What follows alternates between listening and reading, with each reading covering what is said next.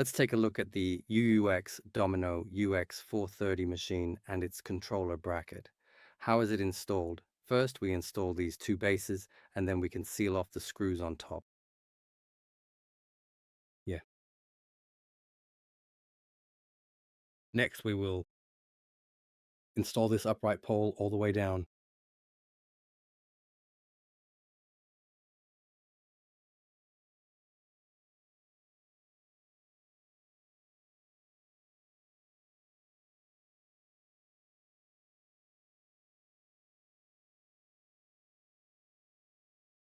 Jang, remove the four screws on top. These four screws haven't been removed yet. Oh, wait, that's not right. There are 8 screws, 4 on this side and 4 on that side. We can remove all of them. Now let's take the top, install the panel and a shelf support plate, and secure them with screws. Install them.